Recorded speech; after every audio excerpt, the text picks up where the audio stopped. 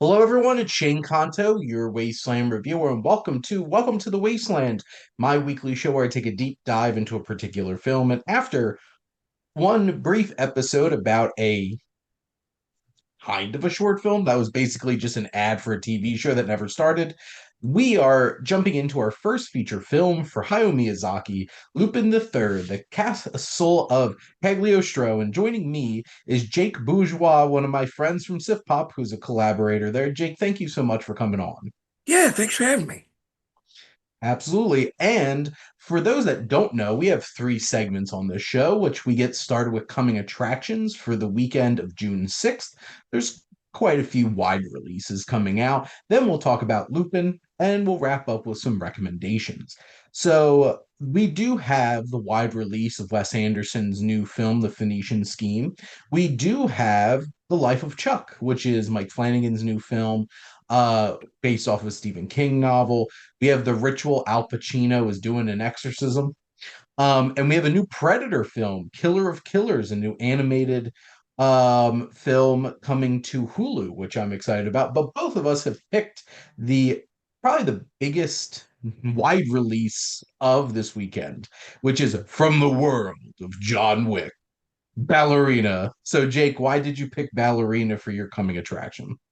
Yeah, I've just enjoyed everything sort of well, I shouldn't say everything because I forgot the Continental exist. We're And gonna I think pretend that Peacock show doesn't yeah, exist. and I think I watched like an episode maybe. Um, You didn't miss much. Feature wise, Yeah. I've enjoyed everything from sort of this universe to varying degrees. Um, and like even the short little bit in No Time to Die that we got of like Ana de Armas as like super spy Mm-hmm. action star was really good and really entertaining. Um, that I'm just sort of I'm really looking forward to this. I know I think there was some research, but the fact that they brought in the guy Yeah. from the franchise to sort of do the research makes me think we're gonna at least get something that's, fun and, Yeah. you know, really watchable. Yeah, here's the thing. No offense to Len Weissman, but like I was not super excited when they announced he was directing this, seeing as like his biggest credits like Underworld. And I'm like, are we taking John Wick back to the early 2000s? Is that what this is going to turn into? But then I know a lot of people are like, but they did all these massive reshoots. I'm like, yeah, with Chad Stahelski. So I'm like, it's probably a better movie then, or at least Yeah. the action is better. And to be frank, at this point, I'm going into this movie wanting mad, over the top, ridiculous action, and I'm going to be happy with that. And Ana de Armas being amazing, which from the early reactions, those are two things that I've heard about the movie, and I'm like, you got me. There you go. And like, I want them to expand this world. This is Mhm. one of the few worlds that, or even just movies that have come out that I'm like, I want spin-offs. I want more of this because the world Mhm. building of this was so cool. When that Kane movie comes out with starring and directed by Donnie Yen and having Rina Sawayama come back as Akira, I am I'm down. So excited. So basically, you tell me this is from John Wick, even though this Yep. title's dumb as hell. Yep. From the world of John Wick. Um, and Keanu Reeves is in it for at least some of it. I know the most recent trailers have made him seem like he's a bigger part. He's definitely going to pop up in like the third act, and that's it. Which fine with. Like I want to see Honor de Armas do some great things, and Norman Reedus, Gabriel Byrne seem like they fit into this world. Mhm. So I'm excited to see what happens. So I'm I'm excited. You could just tell me, oh, it's a John Wick thing. I'm like, I'm down. Have my money, Lionsgate. Yeah. It's the few monies that you're gonna get from me that I'm excited about. Sorry, Lionsgate.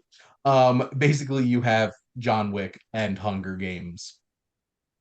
You used to have Expendables, and then that fourth one came out, and now I have no interest anymore.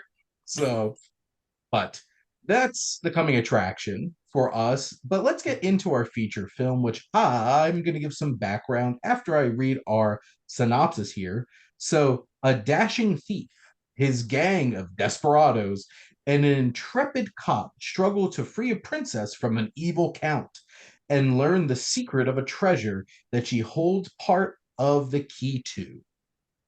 So, giving some background, this did come out in 1978. So, this is a very early film for Hayao Miyazaki. And here we have it's written by Miyazaki and Haruya Yamazaki and based on the Lupin the Third manga series from Monkey Punch. So this is based off of a manga, and it seems like a pattern. A lot of his early stuff are based off of mangas. This movie had a $2.3 million budget. It is, like I mentioned, the feature film of Hayao Miyazaki. Miyazaki was known for television up to this point, including he directed a bunch of episodes for the Lupin the Third television series. So he did have experience with this. Toho distributed the film in December 1979, but it did not make its US release until April 1991. So it didn't jump over here for 12 years. Um, they changed Lupin from a hardened, very brutal criminal to this like dashing anti-hero this time around for the film. Some major this was a major influence on John Lasseter, obviously, who was one of the pioneers of Pixar. Meant to be a Lupin growing up story. So like they were trying to sell like, hey, Lupin was this hardened, edgy young guy, and now this is him growing up and realize like he might actually have to do some good stuff in the world.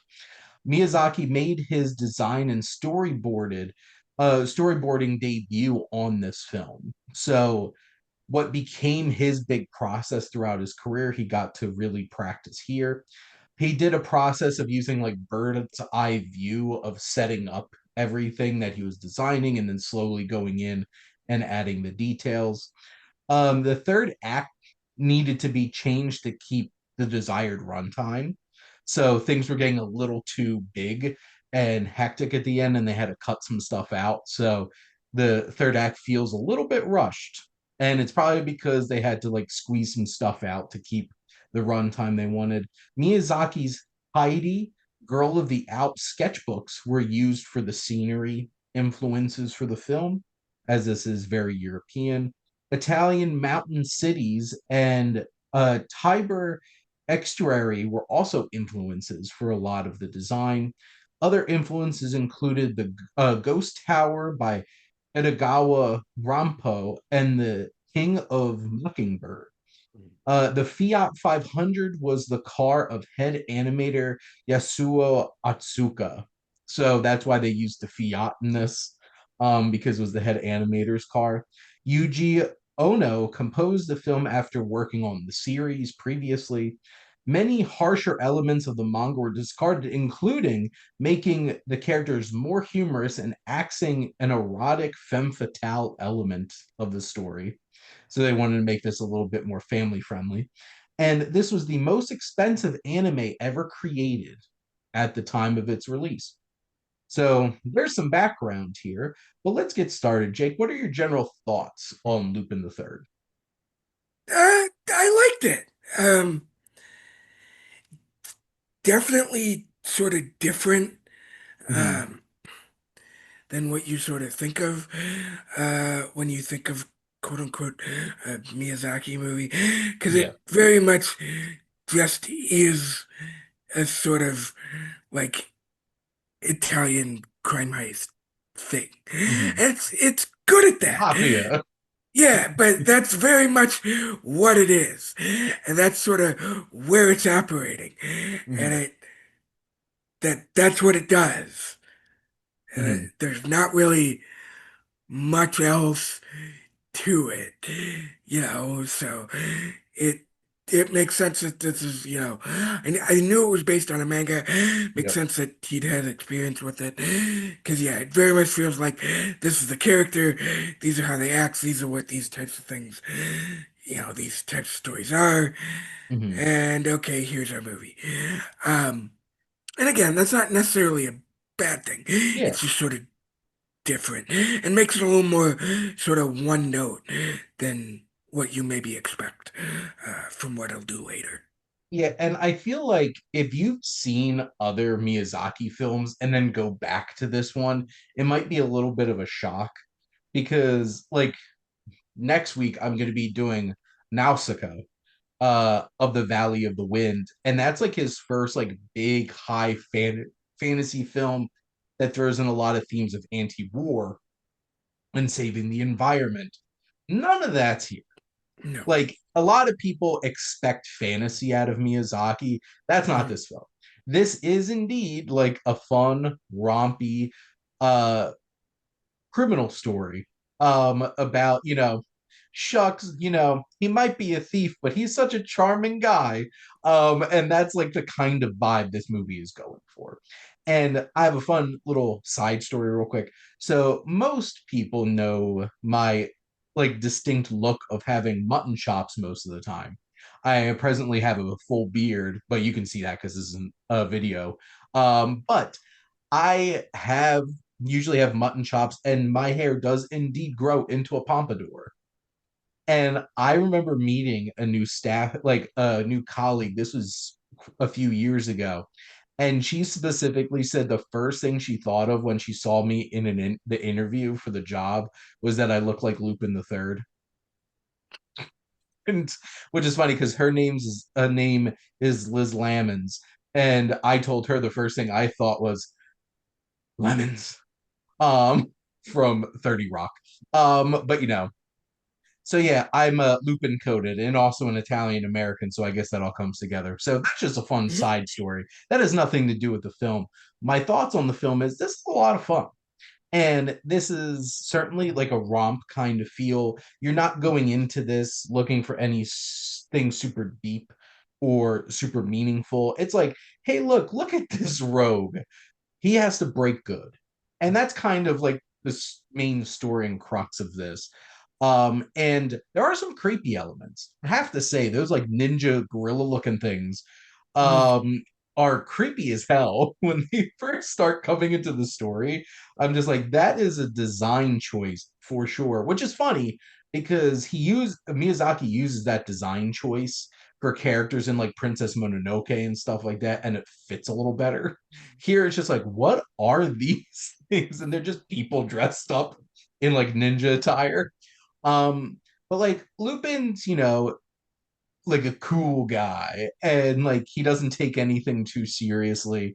And you have what originally was going to be like a femme fatale character, the princess, is much more like this super sweet kind of like, oh, she's so cute and charming.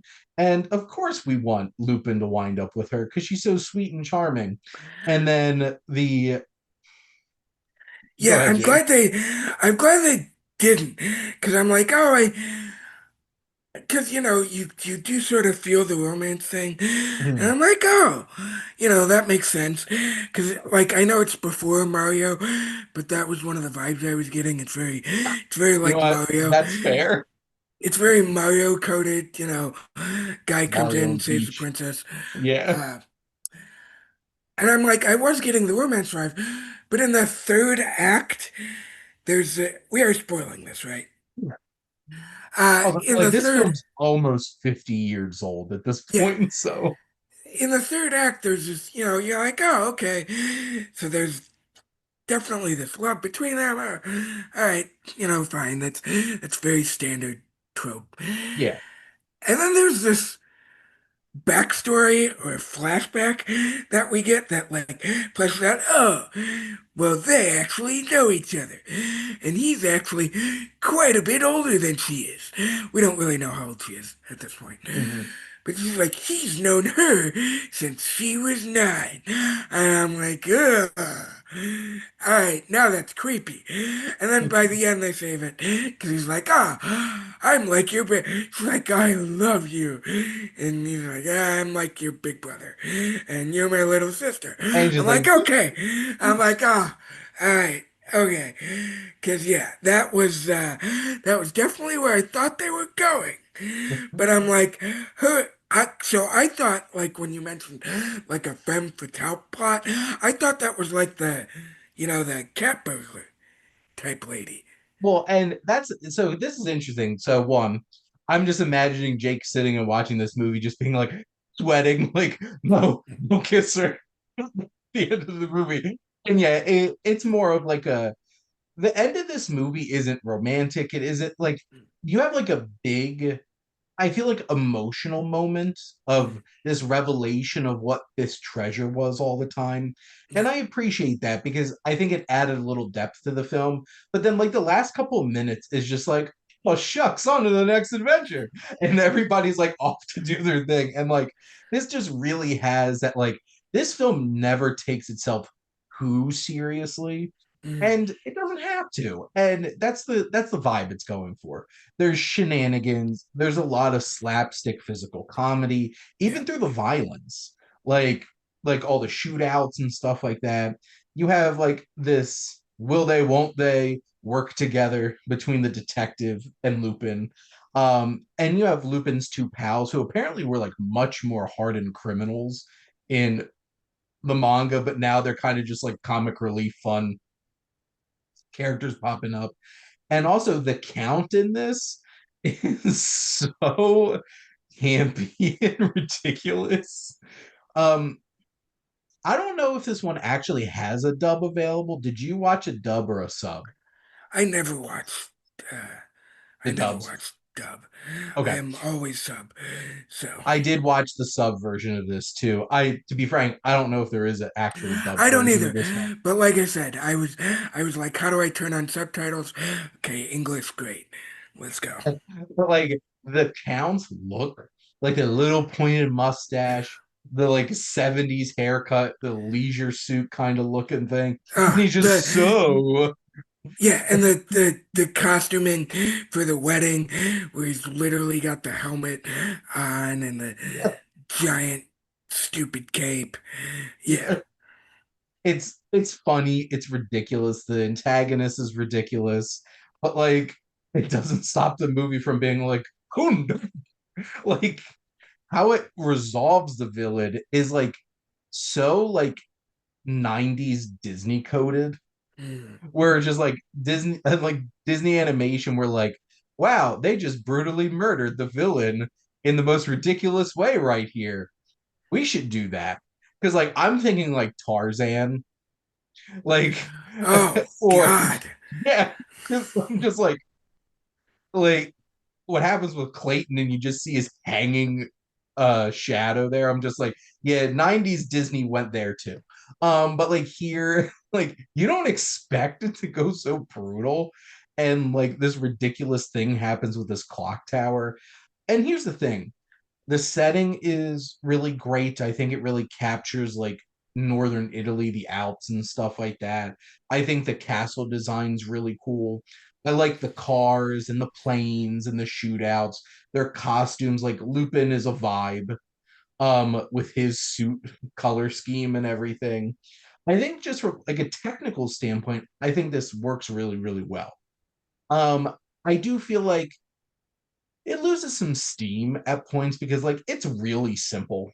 Mm. Like there is Yeah, not a whole lot of depth to a lot of this. it's weird because it is only like 98 minutes long, Yeah. but I definitely got that. I'm like, I'm like, oh, let's see here, let's hit the menu. Oh my God, we're only halfway. I'm like, because I'm like, oh, this is moving along at a good pace. Where are we at on this? Oh my God, there's still half this movie left. Because like I said, like you sort of know what this movie is Yeah. and where it's going, like very early. So like you got basically all you need, Mhm. like to get you to the third act, like halfway through the movie. So I'm like, oh, all right, yeah, that's good. Halfway over? What do you mean? I don't I understand. this movie probably could have been like 85 minutes. Yeah. Like and would have been fine. It's the design's really cool. The action's a lot of fun. I really Mm. appreciated when this kicked into the action sequences. And it's just funny. It's fun. The characters, are charming, and that's what we got here. And I think this is a fun, like, crime romp kind of Mm, story. Like, it doesn't take itself too seriously. It's relatively compact, maybe could have been a little bit more compact. And, I I'm guessing because it was so expensive, I'm surprised they didn't make more of these. I'd be interested to see what they, or at least Miyazaki did make more. Um, I don't, they've definitely made other movies, based off of this. It's interesting that Miyazaki did not. I am mm, interested to go back and check out some of the series. I think it's on Amazon, if I'm mm. not mistaken. But I would be interested to see like how different it is tonally, because from what I understand, it's very different. Tonally from the manga, and I don't know if it's from the series or not. But I guess Jake, do you have anything else that really stood out to you about the film? I loved the score, like the Yes. 70s, like Hmm. jazzy sort of Yeah. score. Again, it just sort of fits with sort of the whole crime caper type thing that Hmm. it was going for. I just thought that fit really well into sort of what it was trying to establish. Um, and then I know we've talked about sort of the influence and that it reminded me of Mario a little bit with sort of the Italian rescuing the princess type thing. But the other thing, uh, I did find myself wondering, like whether, and we've mentioned Disney, whether the people who animated The Great Mouse Detective were huge fans of this movie. Because I mean, Interesting. not exactly the same, but big climactic battle on the On a top of a clock giant tower. clock. I Yeah. mean, you know, including the That's sort an of interesting interior. point. That was 'Cause just one of the things that I thought about, and I love that movie more than most. So maybe that's just me, but that was another thing I was definitely thinking during that climax you were it talking about. certainly has a banger villain song. Radigan. Radigan. But yeah, that came out 7 years after this, which there might be some of that influence for sure. And you could definitely tell like this kind of animation style, I think, is a big influence because like this doesn't quite look like what the rest of Miyazaki's work's gonna look like. Hmm. And I've definitely seen this style of animation bleed into other films throughout the 80s and stuff like that. So I could definitely see that influence. And that Mario connection is an interesting one. And I really wonder if there's any kind of influence there. And the Great Mouse Detective connection too. But yes, they do happen to have similar climaxes for sure. But I guess Jake, any final thoughts on Lupin the Third? Uh, Just one more thing that I had. Like I said, most part really fun. You mentioned it doesn't really go into the fantasy thing that much, like a lot of his other stuff. That is one of the things, like we're talking about, where they feel like it feels a little stretched a bit, even for 98 minutes. That might have been one of the things that I bumped in, because of course, he's the whole big plan is like he's got to marry the princess, because. The prophecy. Yes. If we say the word prophecy, that'll just make everything make sense. And I don't know that I needed that. Hmm. Really, he could just be a skeezy old guy. It- I I don't know that I needed it to get more sort of fantastical, like it does for a very tiny bit. But yeah, other than that, like we've said a million times, just a breezy, fun time for the most part. Yeah, it has very fleeting, less grounded elements towards the end of the film. And but yeah, if you're looking for a fun romp of like a gangster type movie with like heist feel and that kind of elements, and I feel like a score that's kind of a precursor to things like Cowboy Bebop and stuff like that, that's like really bringing in that kind of like jazz feel. Lupin the Third has it. It's a lot of fun. So go check it out. But we have other recommendations for all of you. Now, Jake, what would you like to recommend? Uh, I don't know if you know, your audience knows this or you've heard of it. No, nobody else is talking about it at all. But there's this show called Andor. It's based on a thing called Star Wars. A little movie called Rogue One. Love Rogue One. Probably it is my second favorite Star Wars film at this point. Um, and Andor season two is great.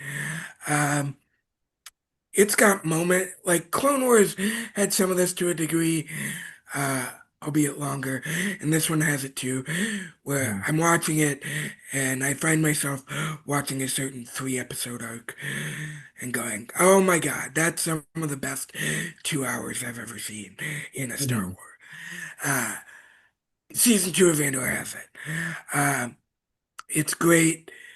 Uh, it's damn near perfect. Mhm. Uh, It makes one of my favorite things in Star Wars even better. Uh, it elevates and deepens characters we already knew about, while also adding new characters to my list of favorites. Mhm. Um, it's so good. It's so good. That last set of three in particular, like I was so riveted and just every single second of it. That really pulled it all together for me and just made me realize it's like they did something special with this. They really did something special with Andor. And like Andor was the first a Star Wars story. Like Rogue One was the first a Star Mm, Wars story. And people were like, why are we telling this story? And then they made a spin-off of one of the characters from it. And then just casually became one of the best things Star Wars has ever made. So then you're just like, dang, that was inspired. It was an yeah. inspired choice. And it's sort of Gilroy's sort of outside the usual Star Wars crew, and I Yes. think that led to him butting heads a little bit.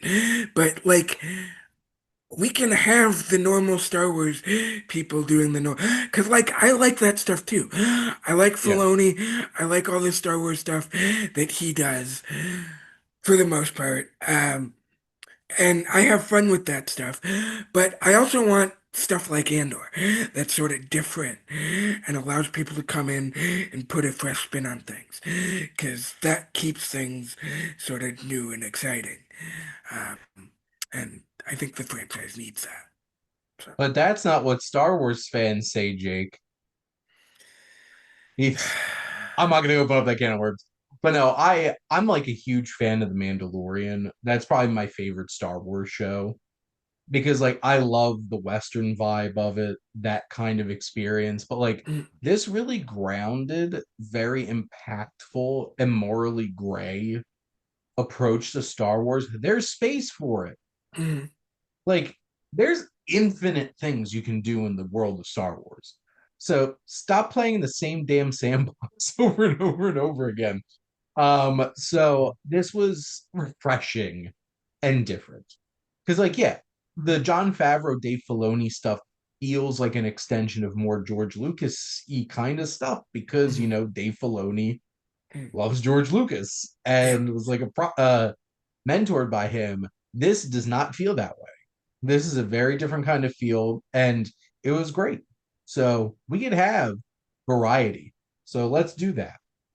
So and appreciate it. So I have a couple of recommendations. I haven't recorded an episode, so I actually had to like think about what I wanted to specifically recommend. So from what I recall, I don't think we had similar feelings about this movie based off of Letterbox, but I am recommending Mission Impossible: The Final Reckoning because this was exactly what I expected out of what supposedly maybe is the last Mission Impossible. You throw Final Reckoning into the name, it better be. Like all I'm saying, this better be the last Tom Cruise Mission Impossible movie, or I'm gonna be mad, to be honest. This treated this like this was the mission of all missions. It was the most impossible mission possible to put on screen to the point where is it kind of ridiculous?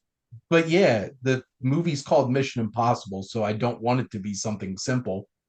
And Tom Cruise kills it as he always does. the actual action set pieces in this were miraculous.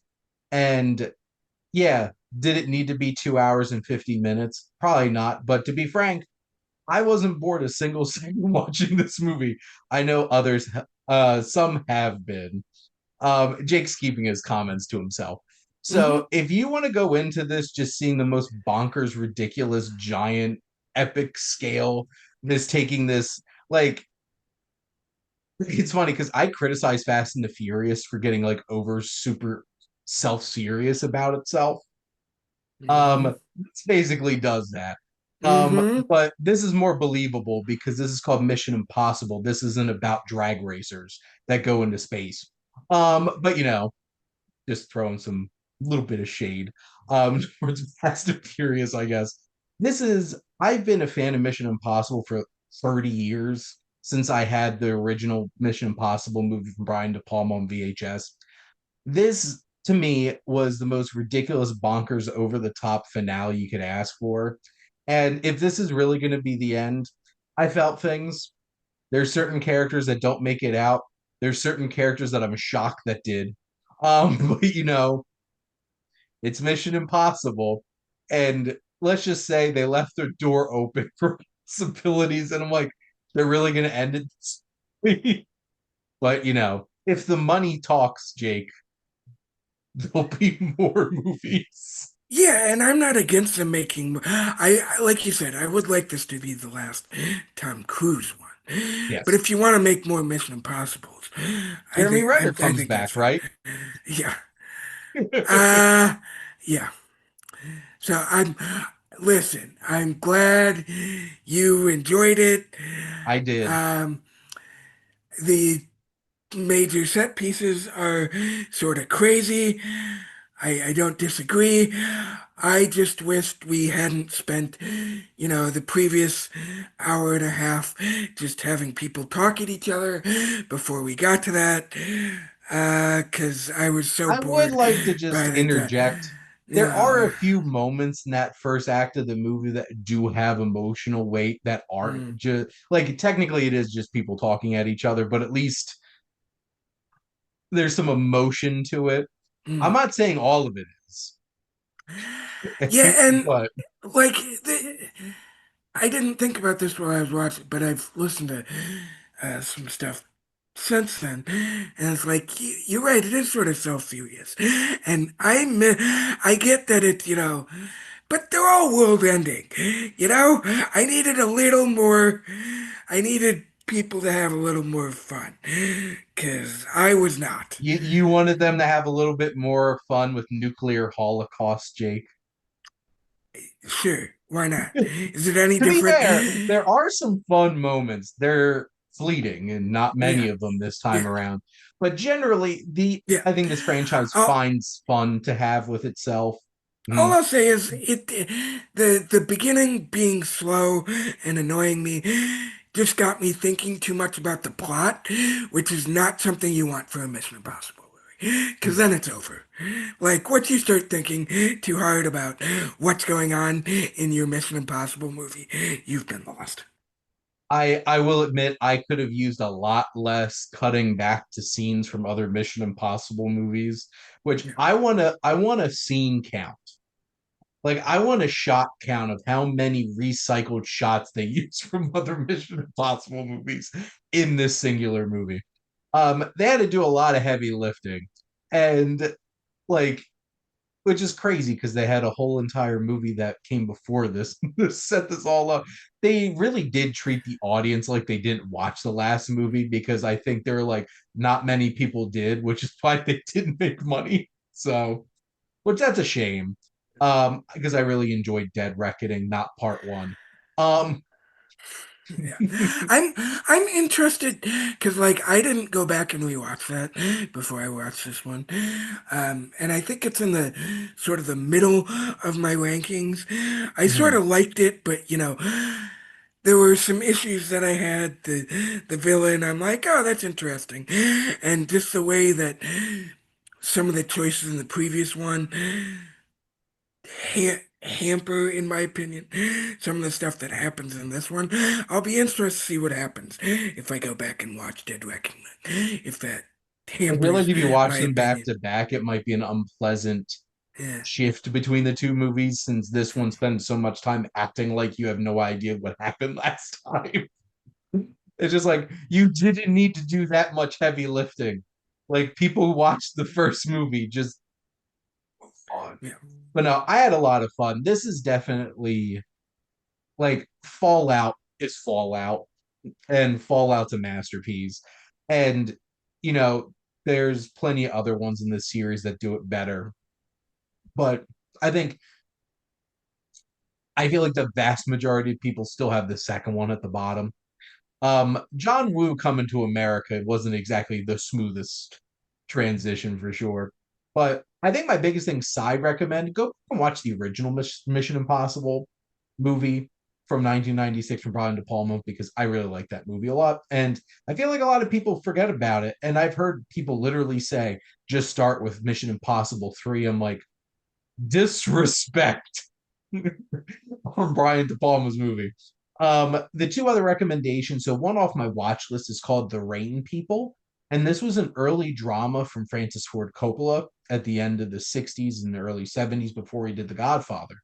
And this is about a woman who finds out she's pregnant and goes on the run from her husband across the country and picks up a brain damaged former football player, and they develop an unexpected connection over the course of this film.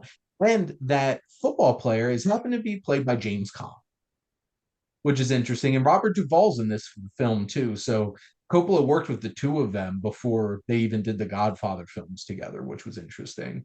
But I thought it was a complex drama that challenges you.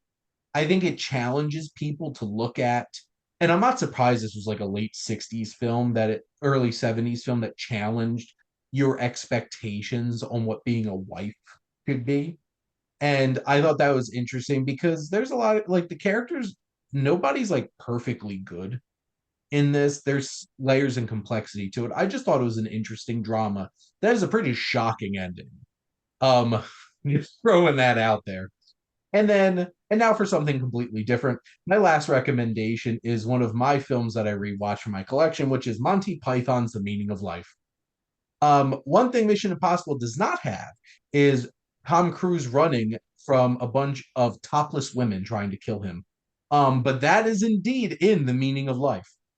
So there's so many fun songs in this. The Every Sperm is Sacred song from like the Catholics in the film, and that whole entire gag with the Protestant couple talking about how he could go down to the chemist and get himself a condom. And John Cleese teaching a sex ed class where he's having live sex with his wife in front of the kids. Ridiculous. This movie's ridiculous. It's 90 minutes. It's hilarious and has so many fun gags and everything.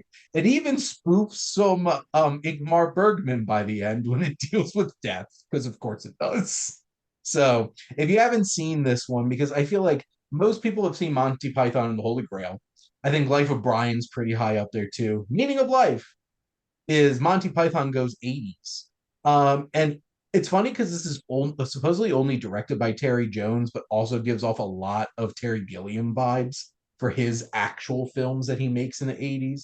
So just an interesting point. But those are my recommendations. Have you seen either of them, Jake? No. I have seen Monty Python and the Holy Grail more times than I can count. There you go. I think I've only seen Life of Brian once, and I've seen scenes from Meaning of Life, and then obviously I've seen scenes from Flying Circus. Yeah. I've seen sketches from Flying Circus Mhm. and like bits from Faulty Towers. But yeah, Nice. I've only seen the two features all the way through. Mhm. So Which the meaning of life is just a bunch of sketches. And so it's like, and now for something completely different, which is just, hmm. higher budgeted, redone skits, greatest hits from Flying Circus. I did wind up watching all of Flying Circus and I had a lot of fun. It tailed off a bit towards the end, but like so many of those gags are iconic. The parrot, the lumberjack song, all stuff. Which Meaning of Life has a lot of moments. It has one grotesque scene though, with a very like The guy at the diner. the obscenely obese man Yeah, at this fine dining restaurant. If you're queasy and can't handle bodily fluids like vomit, beware. that's probably the most famous sequence Yes, from that and movie. it is grotesque to say the Yeah. least. But Jake, thank you so much for coming on and talking some movies with me. Yeah, thanks for having me back. And thank all of you out there for always tuning in and supporting your Wasteland reviewer.